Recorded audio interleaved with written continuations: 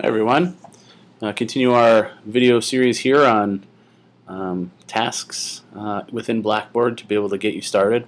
I want to go through two things in this video. First would be how to create contact information for your students and parents in the navigation menu on the left, and also how to upload a syllabus to have its own tab or button on the left hand side. First, we're going to take our mouse and click on this plus sign, and we're going to want to create a tool link. You see content area, which we've used before. A couple other things here that are available, but let's click on the tool link here. If you want to create your contact information, you type in whatever you would like. I'm going to put in contact info. Then the drop arrow here gives you a lot of different things that you can do, and feel free, by the way, to experiment with a lot of this stuff on your own. But if we go down to contacts here, that's going to be what we want. Again, decide if you want it available to your users right away. Click submit, and much like other things that you create on the navigation menu in Blackboard on the left hand side, it's going to bring it all the way to the bottom. You can see I have two of them created here. I'm going to hover over this and get the four-way arrow and pull it up to the top so that my contact information is right at the top of the screen for parents and students to see. When I click on contact info, you're going to have to create a contact. Okay, so we go over here to this button here and we click create contact. Within that contact, you'll see lots of different options for you so that you can fill this out for your students.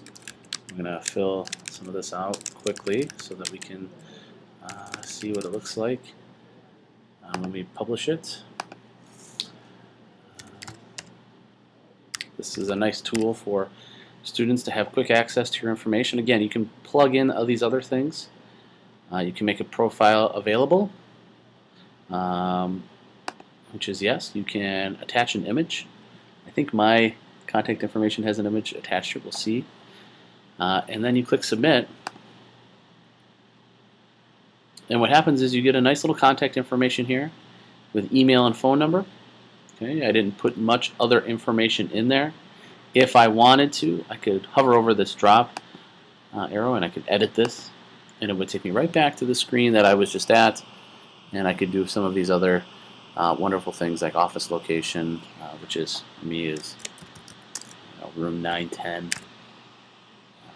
notes, and, attach an image, or if you have your own personal link, if you have a blog or something you'd like to link to that, you could do that as well.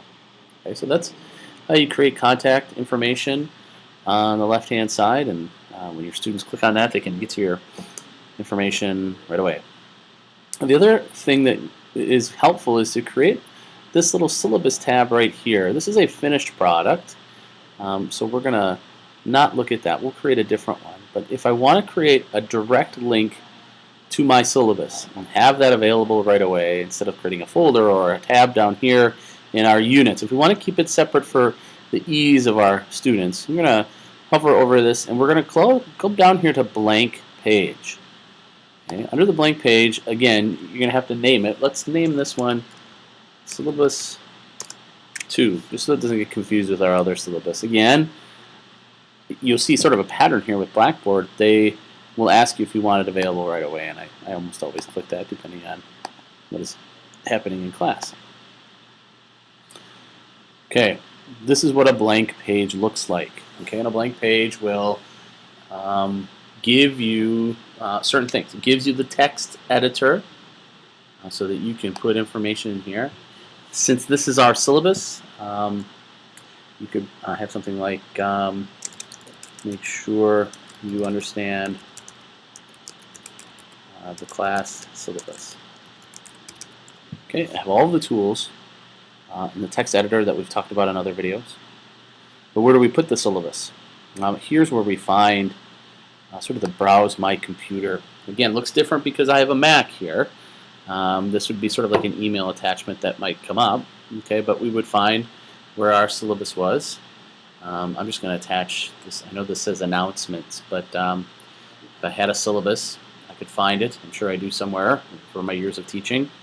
Click on announcements, and then click open. I can change the link of this, or the link title here, and I'm just going to put, fake syllabus, because it's not really a syllabus. Okay.